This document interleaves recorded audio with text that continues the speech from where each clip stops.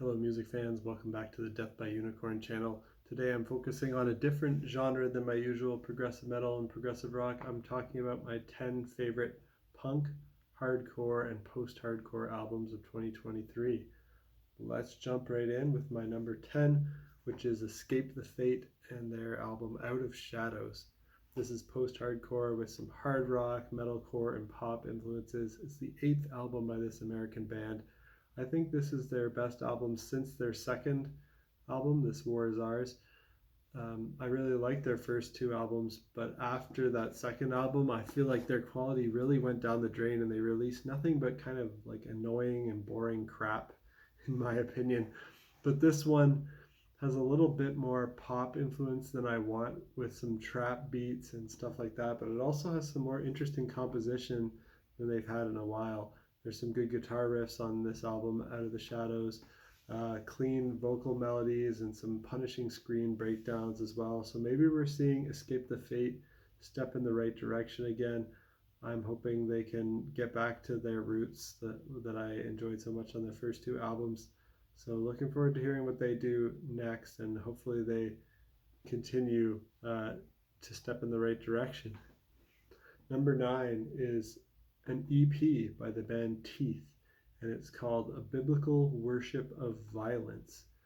This is hardcore punk with metalcore, mathcore, and thrash metal influences. They're a three-piece hardcore band based out of Fort Erie, Ontario, and Teeth features members of Dead and Divine, Every Time I Die, Norma Jean, and Straight Reads the Line. And those are all bands that I like a lot, so I expected this to be pretty good, and it was. I'm looking forward to them putting out a full-length album. I think like they have the potential to be up and near the top of this list if they put out a full length. I just couldn't put this EP higher because it's just an EP. But this is extremely hardcore, dissonant, and chaotic, so it's really only for people who like that sound. Number 8, I have Polar and their album Everywhere Everything. This is post-hardcore with progressive metal influences in there. It's the 5th album by this band from the UK. I had never listened to an album by them before, but this was well done, so I really enjoyed it and thought it deserved a spot on the list. Number 7 is Pierce the Veil and the Jaws of Life. This is another post-hardcore one with emo, pop, and progressive rock influences.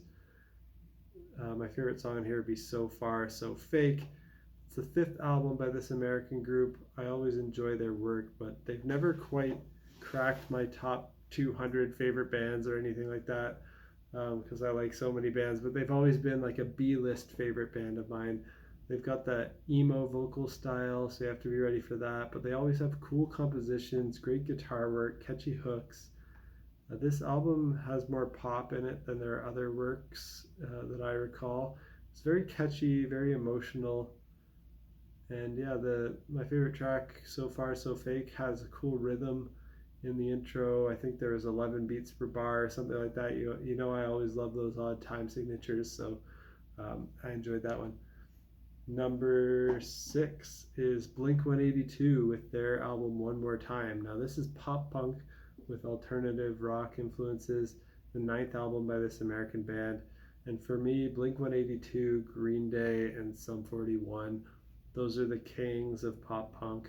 I don't usually listen to or love much pop punk music, but I can't help but enjoy those bands when they're at their best.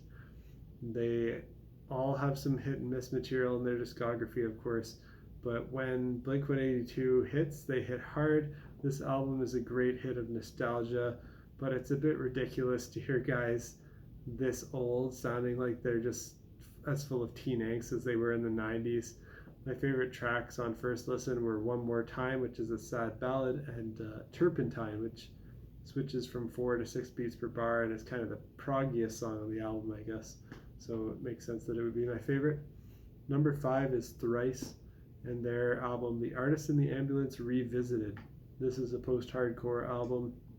My favorite track on this is the same as my favorite on the original, which is Hoods on Peregrine. Now, this is their 12th album, but it's just a re recording of their third album from 2003. And in general, I'm not sure how I feel about bands spending their time doing re recordings, and especially in this case, because that 2003 album is my favorite album that they ever made, and they just re recorded the same songs again. But Dustin's harsh vocals have gotten less powerful over time, they toned down the screams a little bit. I'll give them that the production is a bit better on this new version. It sounds a bit more like themselves. They sound more like Thrice on this album than they do on the older version. But the original had more of a metal production that I heard they didn't really like. I guess they maybe were working with a producer who was trying to get them to fit more the metalcore sound of the time, but they didn't really fit in that scene. But I think the clean vocals are better on the original, and the screaming vocals are better on the original. So the performances I like better on the original, even though the production's better on this. The original album is in my top 5 albums of 2003, but the instrumental performances on here are great. They brought in some interesting collaborators on this new version on some different tracks. But really, if I want to hear these songs, I'll likely stick to the original, even though this is still interesting to hear. Still a good listen for Thrice fans like me to just hear some different alternative takes on their existing songs, but I'm more looking forward to hearing new material on their upcoming Horizons West album. Number 4 is Resolve and their album Human. This is post-hardcore with melodic metalcore influences. It's the second album by this French band. It has some cool riffs, time signature changes, emotional vocals with screaming and clean singing. Number 3, I have Svalbard with their album The Weight of the Mask. This is post-hardcore with post-metal and black metal influences. It's really hard to pin down the genre of this one. Check out the song Faking It if you want a preview of this. This is the 4th album by this band from the UK. I think if you're a fan of Rollo Tomasi and Astronoid, you'll like this because it kind of sounds like a mix of those two bands to me. There's some black metal influence in the drums with blast beats and the guitars with the tremolo picking.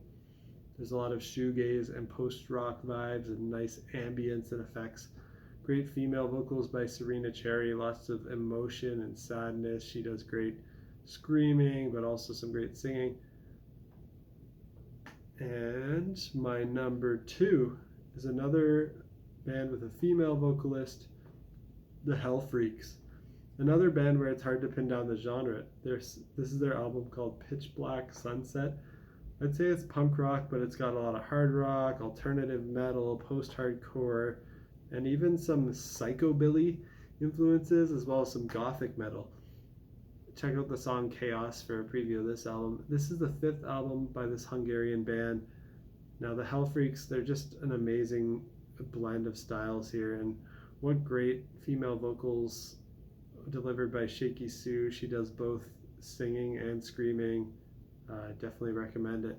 And then my number 1 post-hardcore album of the year is Hail the Sun with Divine Intertension. Yeah, this is my favorite post-hardcore album of 2023. It's got some progressive rock and math rock influences in there. Check out the song Chunker for a preview.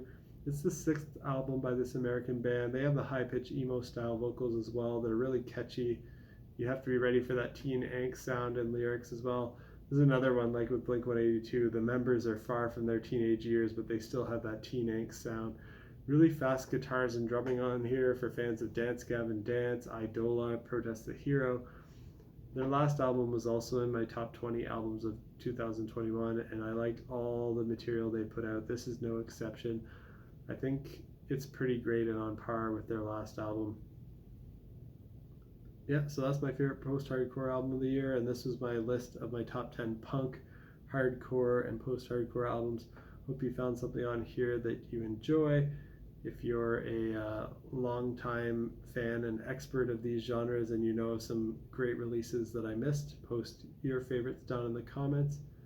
And if you don't know anything about punk, hardcore, or post-hardcore, and you're just more of a fan of the progressive metal and progressive rock content I make, maybe try checking some of these bands out. If any of these descriptions sounded interesting to you, because I'm a progressive metal and progressive rock fan, and I don't typically these aren't my main genres, but maybe the bands that appeal to me in this genre might appeal to you as well. And anyway, stay tuned until next time. I'm thinking my next top 10 of 2023 in this subgenre series that I'm doing will be on. I'm trying to combine a bunch of rock genres all into one because I didn't want to have to make too many videos. I didn't want to have to separate alternative from indie, for example, because they're so similar. And then I figured if I'm grouping alternative and indie together, I may as well just put art rock and psychedelic rock and pop rock all in there. So I'm thinking of making my top 10 like alternative, indie, art, psychedelic, and pop rock list as my next one. So stay tuned for that. Hit the subscribe button if you want to stay in the loop on when that comes out. And until next time, peace out.